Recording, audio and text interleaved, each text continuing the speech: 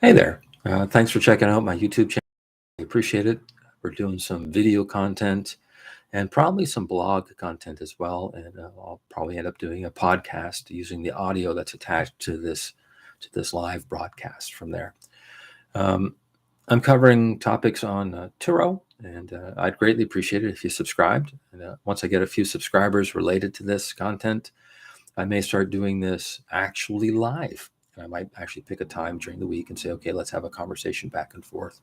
But maybe your Turo experience, or maybe your car purchasing, or what you're doing and how it's working out for you. Maybe you're in a different marketplace. Maybe you're running in Toronto. Maybe you're in Montreal. Maybe you have Turo and you're in the middle of Alberta somewhere, just kicking it up, doing your thing. It'd be great to hear from you. I have a fair bit of Canadians out there getting into the platform. There's not a lot of Canadian content. When I was out looking or doing my little investigative work, I spent a lot of time watching US creators and just their general information and going, okay, well, it probably does relate to what I'm doing. And it kind of sold me on the idea of getting into Turo. Now, I've been doing it now for about a month and a half. You should check out my first video. It's shot in 480p. It's beautiful. I think you'll love it. I've upgraded to a nice little webcam from a PlayStation 3. So again, we're working on a budget. It seems to be okay, but I'm not exactly a technical giant and I don't have a huge budget for this. So we're going to go with what's available. So if you're looking for fancy shots and you're looking for great cuts and sci-fi action, probably not this video. So just you're aware of it. It's probably one of those things where you're going to probably go, oh, I'm going to crank up the volume because I am using a Blue Yeti mic. It's kind of nice. And I'm going to go about my business and do my thing in the office. I'm going to listen to Keith talk about Turo, and I might do it myself if I feel like taking the risk. Or I'm doing it, I like to get some more information. I'm going to try and do a topic about 30 minutes long. Again, I'm going to try and pick something that'll kind of fit what I'm doing at the moment and kind of go through the process. It's by no means scripted. So it's one of those things where it's just by the fly. So in other words, I might go veer off in another direction. So the entertainment could ensue. So let's go ahead and talk about this week in Keith's Turo experience, what he's been up to. So I like to browse on Kijiji because that's what I do. And I'll go through the local used cars. And Kijiji, if you're not in Southern Ontario, it's kind of the go-to for the private sale or the oddball car or just strange things that show up. And I kind of like, okay, I'm going to check that out. I don't do Facebook very much. I find Facebook Marketplace to be a bit of a runaround and a waste. Maybe it works better in bigger centers. I've just always found it to be a pain. And there's also Auto Trader. Auto Trader, for my budget, as far as the cars I'm looking into, they don't seem to cater for that. It's a lot of dealer stuff. So it's one of those things where there's a price point with it, and I think there's a cost to advertising. Whereas you look at Kijiji, throwing one or two cars up, I think it's free. So I think you're going to get that neighborhood car a little more. Facebook, I think, is free as well. I think you pay to move them up or whatever, but they're so abstract. It's sometimes you go in there just for a laugh, just from that standpoint. And some of them are really scammy. Like you look, you're going to go, okay, well, that's clearly not a legitimate sale. So just so you're aware of that. But let's talk about what I've been up to. So I'm on Kijiji and I stumble across a local car. By local, I mean I can physically walk there. Like it's not a neighbor, but it's a couple kilometers away. For in America, that's probably a couple miles, if that. So it's something that in 15, 20 minutes, I could be there on foot. So I thought, well, I should go take a look at this. And I sent him an email. I said, okay, well, I could be interested, depending on the price and condition of the car. I didn't put a price in. I just said, keep me in mind. He said he had someone already coming up to take a look at it with cash in hand, which I go, okay, well, grain of salt with that one. And I said, well, again, here's my number. I'm very polite. Said, if it becomes available, give me a call. I'm not really going to bid a number when you already have it kind of already sold. And if you give me a shout, there's no point doing the battle back and forth or a conversation. It's just, I want to look at the car first anyways, right? Which is very reasonable. I think if you place a car on Kijiji, which I have, you get some real crackpots sending you off emails. You kind of go, oh my goodness, what are you talking about? We'll probably do a video about that. I think that'll be a fun topic of conversation. Maybe even show you some examples, right? So I left it like that. And a week passed. No, actually, it was a day or two. Day or two passed. He called me. I said the guy didn't show up, and the run around the whole bit. I said, well, that explains it. I'm a nice, easy guy to deal with. It's a pretty straightforward transaction. I'm going to give you a realistic offer. I'm not going to, it's a car worth some money, so I'm going to have to pay some money for it. Like that's just the nature of it. So I go over, have a little look. It's raining out, so of course the car is nice and shiny, which is like the worst time to look at a car. But it looks okay, and for what I want, I can cut polish and take anything out that's bad. It's got a little bang at the front bumper, no big deal. Stuff like that you can kind of mitigate and work with. It's okay. But the engine's got a rattle to it, and it's going to need some mechanical work, right? So I'm not harping on the car. The car looks okay from that standpoint. It's something that probably needs about $1,000 worth of parts and a few other little things, and it's all easy accessible at the top of the engine. And it could be something major, but just based on the person I'm talking to and how he's describing the problem, how his mechanic has relayed that information, either for the very minute amount of money that he's trying to sell the car for, he's being a really good scammer, or he's being legitimate. Like it's one of those things, and he's nice family guy. Just seems to be just selling a car to move on to something else. So that's pretty legitimate, right? So took it for a drive. It seemed to stop and start. And windows rolled up and down. Air conditioning was reasonably cold. So all that stuff that you look at, you kind of go, okay, it's fair. Tires are decent. It's going to be a car that just needs a little bit of updated service work and probably a couple little issues addressed. Something I can do after hours. And it's a 2014. I put it onto Turo. Turo's cutoff is 2012, so I've got a couple months to work with it if I had to. If not, I can run to the shop and say, "Hey guys, here's a bunch of money, and please just get it gone and let's get it rolling." Right. So there's a lot of options there, and it's a nice sedan. It's something I've been looking for. I was trying to get a Mitsubishi Lancer, but again, I was waiting 6 months out, and this one came up. And I wanted to look at the history. So he had the buyer's package and seller's package, which I'll be honest with you, isn't very common when you go look at a car. Usually it's one of those discussions where you kind of go, oh, really? It's kind of like, yeah, it's got everything there. We have to buy it anyways in Ontario. It's a requirement. It's mandatory. So if you're selling a car, go get one of these. It's $20. And it alleviates a lot of issues. It even has a bill of sale, so you're going to get out of the nick if there's a problem. And it gives you a copy. So you can take it down to the MTO and say, hey, look, this guy hasn't registered the car yet. Here it is. I'm not responsible for it anymore. If it shows up illegally parked, don't call me.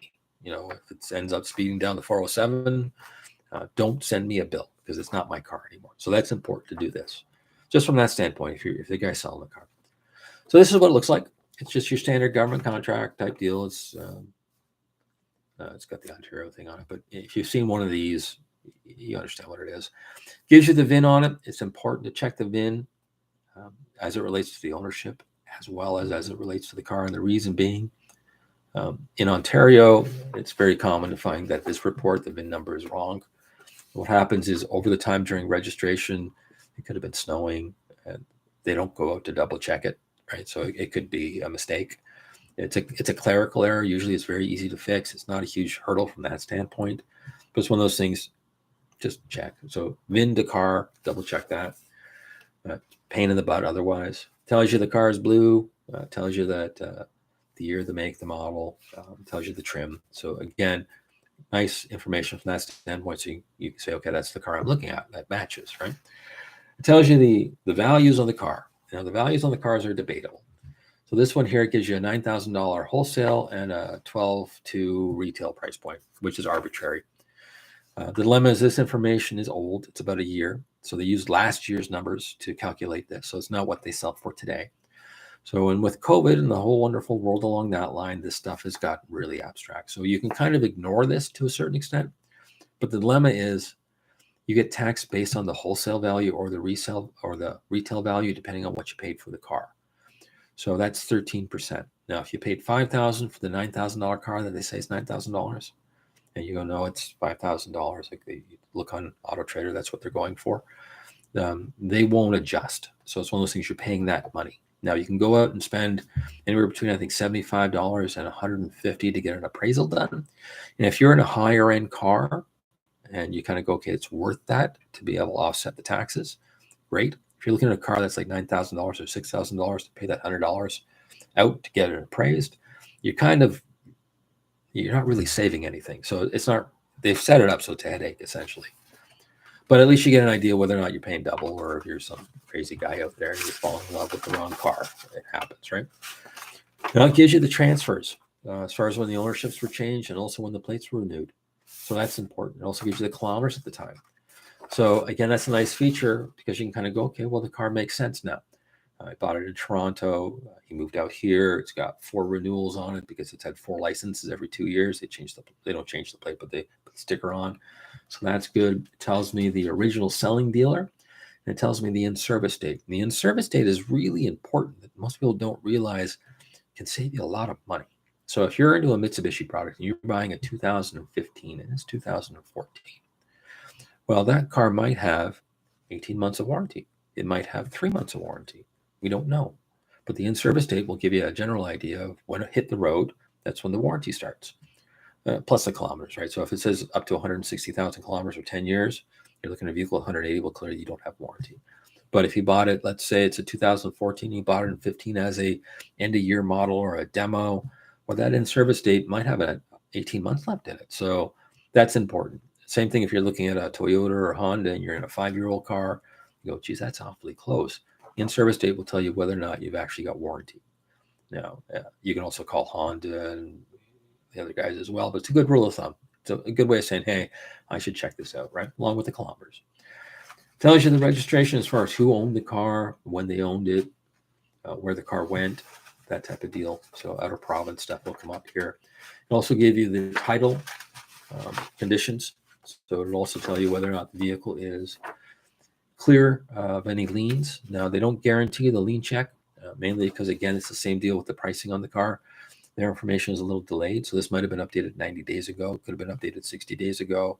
Could have been updated last Thursday. The system just does that. So you can't use this as a benchmark for lien checks. But sometimes you wait, you kind of go, okay, well, it's a 10-year-old car. The guy seems pretty legitimate. You forgot the service stuff when you get the registration. Sometimes you just go, okay, it seems right? Bill of sales on the back of it. Again, this is not just for the guy that's buying the car. It's also for the guy that's selling the car.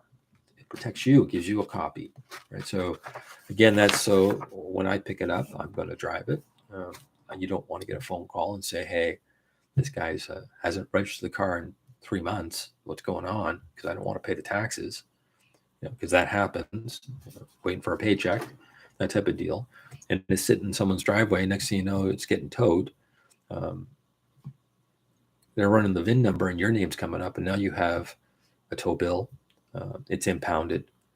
The guy that you sold the car to has ghosted you. He's gone. So what do? It's a nightmare all the way around. Like, it's going to be a pain in the butt for you. Now, the other ones, it's CarFax. CarFax is not $20. CarFax is $50 to $60, depending on the level, what you bought. You might as well buy the $60 one for the $10. It makes sense from that standpoint. The dilemma with that is that it's $60. So it's a lot of money on a lower price car.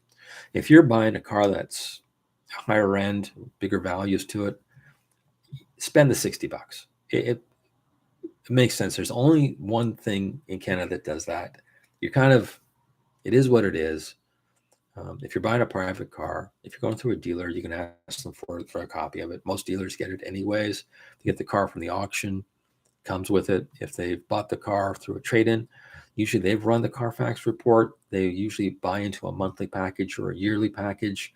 They usually have an unlimited check. So in other words, they can run as many cars as they want. So they don't care about the $60 cost. It's mute for them because it's just a flat rate, right? So we'll get into that in a minute too, because that's a good way to get a CarFax report. It's going to give you a lot of information. So it's going to give you everything that this guy has right here, but they give you a guarantee on the liens, right? So they'll tell you, hey, they're covered. Don't even worry about it, right? As far as that's concerned. So that's great value from that standpoint.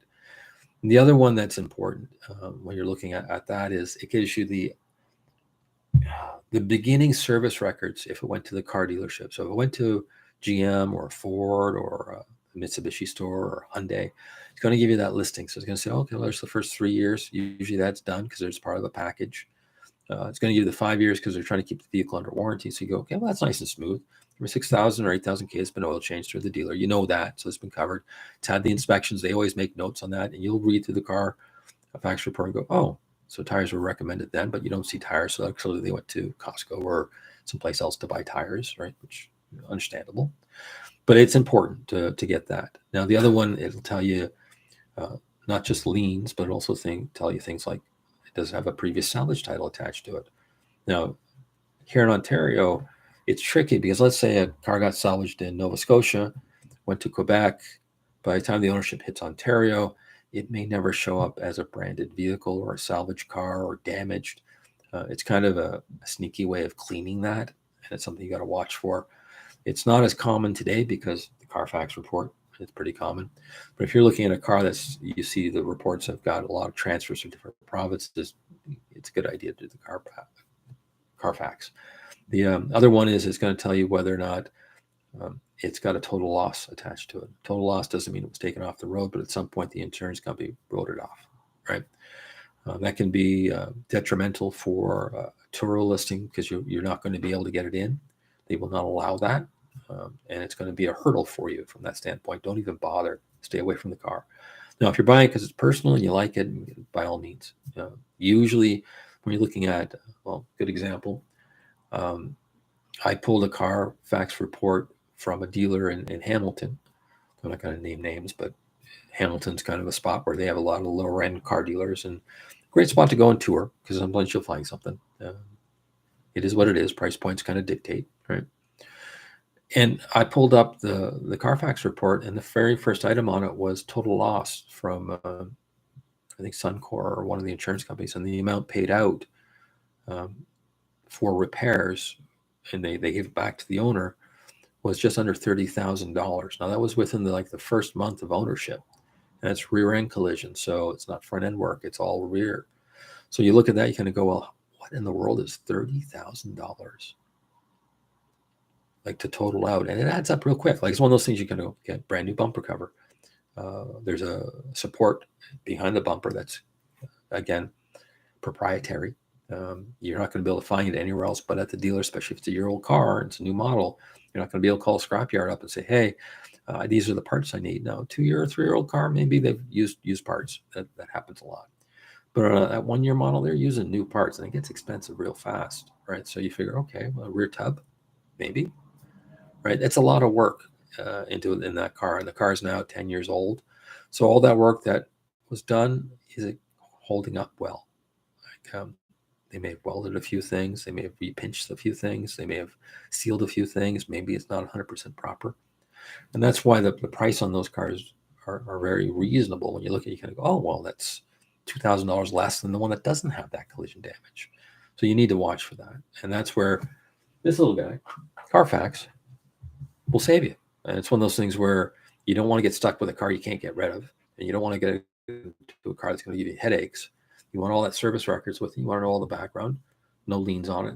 They guarantee it. It's a good deal at $60. But again, $60. If you're looking at $1,000 or a $3,000 car, maybe this is just fine. Doing the Ontario one's good, $20. A handshake and a guarantee from the owner, that type of deal, could be very fair and very reasonable. Now, because I was in a bit of a pinch, and I wanted to, because I was excited, exactly, because it's a car I'm looking at. But okay, that's pretty cool. It's something I didn't think was in my wheelhouse as far as what I want. And we'll get into what I picked up later when the car is here, because it's never really your car until you get the keys and you paid for it. A million things can happen between there. But I wanted to know the history.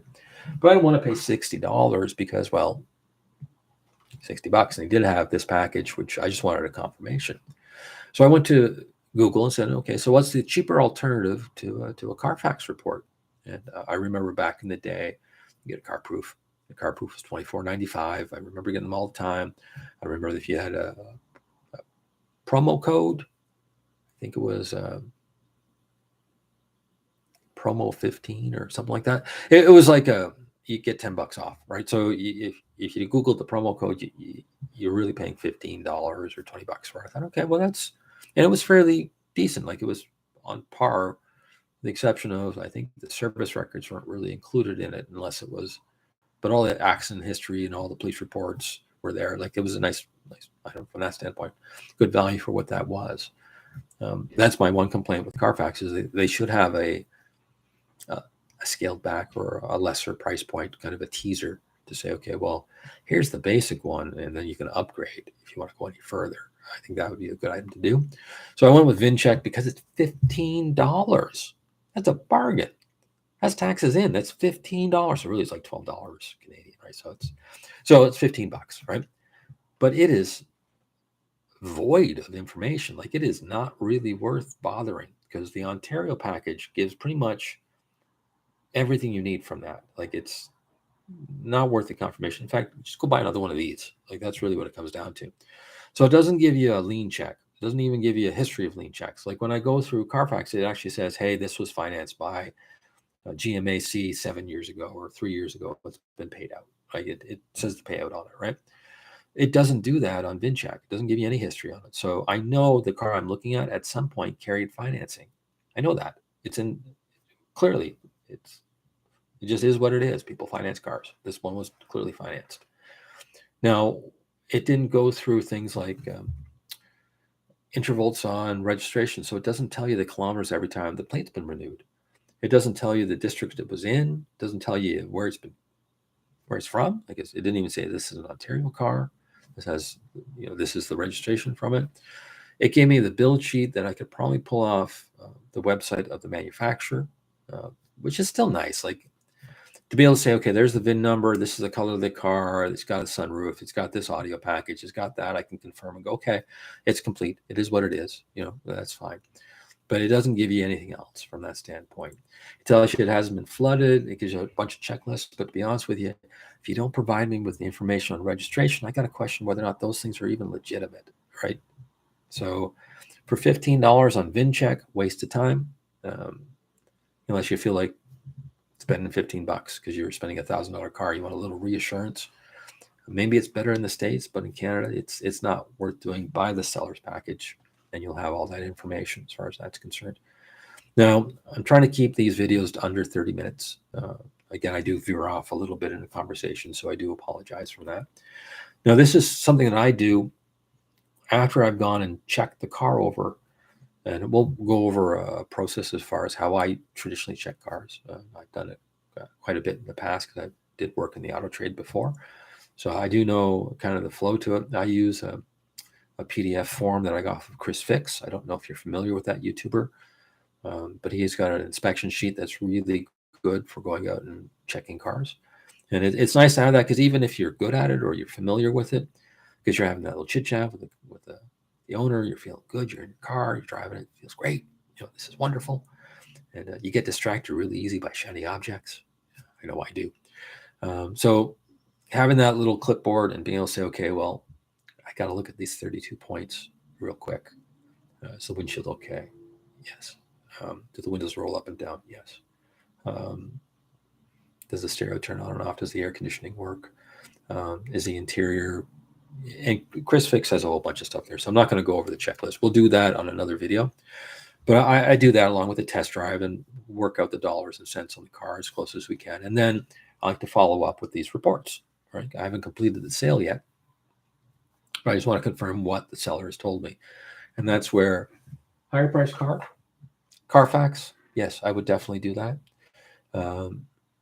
The used car vehicle package through the Ontario government for $20, I think is a spectacular deal for what they offer.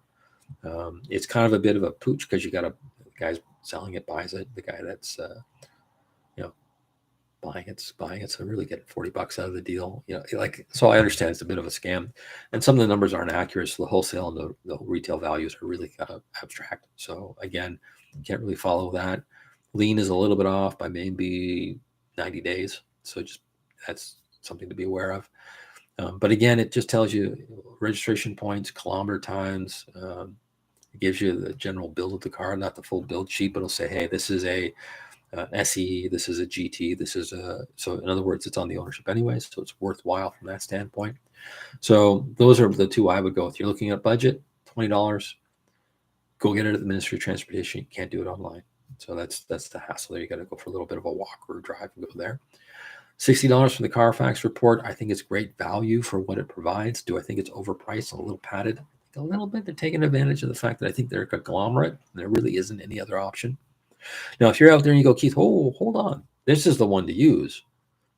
Please, share that information. I would love that. Now, some shortcuts that I've done in the past that might work if you're frugal and you're thinking to yourself, I'd really like to get a CarFax report, but I don't want to spend $60 on a car that I may not buy. Right? I want to do this before I go out and look at it. So I think there could be some red flags already. Right? If you go to your local car dealership and the brand that you're actually looking at buying, so let's say you're looking at a Hyundai Santa Fe is a good example, right? Nice bread and butter car. A lot of them out there, good value, but you're I'm going to go and drive an hour. I want the CarFax report beforehand, right? If you go to your Hyundai dealership, they pay a flat rate. So they're a member. So in other words, they have to pay a monthly fee to be able to get CarFax reports. And they do that to be able to save some money on their own end. So they could run hundreds of cars. It doesn't really cost them a lot of money. So you go and talk to the used car manager and you're very nice and pleasant. Maybe you already had a relationship because you already own a Hyundai. And maybe you're buying the same brand over and over again. Hi, that would be me, right? I like to buy Mitsubishi, so I'm very knowledgeable of some of the Mitsubishi guys. It's like, yeah, I get a deal on some of the parts, and I'm a pretty easy guy to deal with. And I'll walk in, and sometimes I'll go, I'm looking at this really nice little Lancer, and it's a 2012, and I'm not expecting warranty or for you to fix it or tell me it's a great car. Could you just run the CarFax report? A lot of times the guys will go, yeah, sure, no problem. You got the VIN number, and it's no cost to you. They're pretty good about that, to be honest with you. Same thing with Hyundai is really good about that. Hyundai loves it when you go in and bring them a VIN because they're looking to pretty much not deal with a headache like as soon as you buy that car because they've got some issues on recalls and campaigns. So they will come up and they'll say, oh, good news. That Santa Fe has 7 recalls on it, right? Maybe you shouldn't look at that one because the owner hasn't visited us in 3 years because there's probably a problem, right? And if you do a little Google on some of the Hyundai product, they're not bad cars. There's just a certain area that there's some issues. So it's a good idea if you're buying a Hyundai product, just go in before you actually pick it up off a private seller and say, hey, this is what I'm looking at. And if it's a 5-year-old car and it's still under warranty, and they're also going to give you the history and all the information on it as well. And they'll pull a CarFax report and tell you that. And they'll maybe even pull you into the finance office and say to yourself, hey, if you're financing that car, through your bank, which is kind of the normal thing, they might be able to give you a better rate. And I've been to a couple of dealerships that have offered that, and it hasn't been on their car. And they've said, well, we'll work as a broker, which is really good. There's a couple guys in the GTA that do that, and they do very well with it. And it's one of those things that they're just service you, so it's nice in that regard. So they might look and go,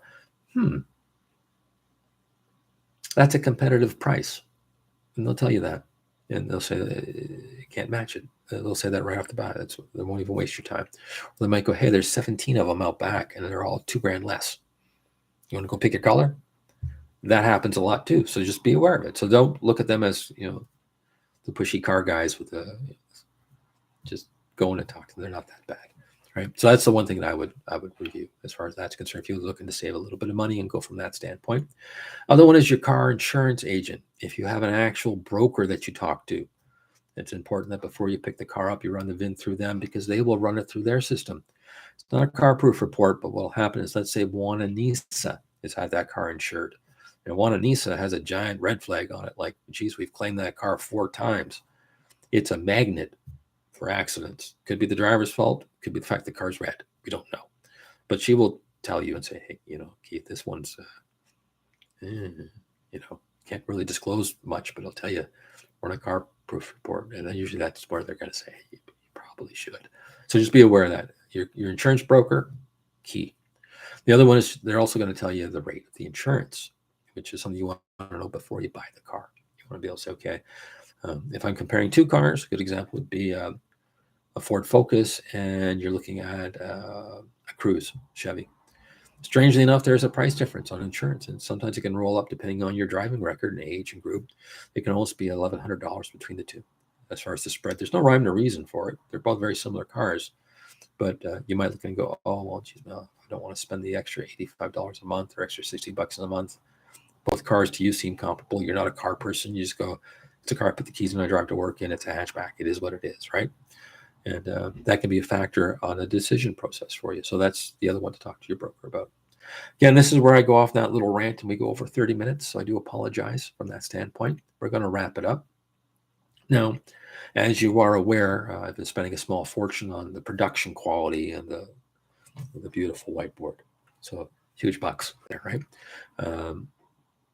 I'm not putting a lot of time and effort in editing. I'm not putting a lot of time and effort into like creating a studio or space from that standpoint. I'm literally like 6 to 4 weeks into Turo myself. I'm just trying to review some of the things that I've gone through, the hurdles I've gone to do with my cars, to say this is where I'm at. This is the process. How does it work? There's not a lot out there in the way of Canadian content. So this is exactly the reason. Whenever I looked at the US stuff, I found them to be very open and very helpful as far as that's concerned. I sent them off a couple little comments and they responded, which is great. But it's really hard, that distance, and also the car market's different, right? So you don't have a Canadian guy going through it. That, well, okay, I'll contribute a little bit to the world of information. So that little rod out there, maybe you'll pick up on it. So with that said, I'd really appreciate if you subscribed. As I come up with these ideas, which so far will probably be weekly, I'm not going to put a schedule on it yet. If I get up to about 270 subscribers right now, if I get up to 500, I might start saying good news. I'm going to do it Wednesdays at 1 o'clock, and we'll run for an hour and we'll talk about Turo stuff and how to do things as I've picked up doing it myself. And maybe someone else will chime in and say, hey, good news. I love what you're doing. I don't want to do a YouTube thing, but I'd like to chit chat, talk to you about my process and what I've been going through. And I'd always like to have that kind of input because I think many stories create a great book as far as that's concerned. We'll go from there. Again, I would appreciate the support. And thank you very much. If you managed to watch this right through, sorry. What can I say? I didn't spend a lot of time on special effects and cuts and all sorts of wonderful things. It's literally a PlayStation 3 camera and a blue Yeti mic that's a secondhand off of Kijiji. So it's really low production value. So I hope you enjoy it. And again, if there's anything you kind of go, hey, Keith, I'm thinking of doing it myself. I'm just starting to register a car. I'm starting to put it through Turo. How do I get through this process? What do they mean by this? Send me off a little comment. I'll try and answer it as best I can. We'll go from there. Thank you very much. A pleasant and enjoyable day. I'm going to hit that end stream button right there. Oh, doing that? Not yet. End. There you go. See ya.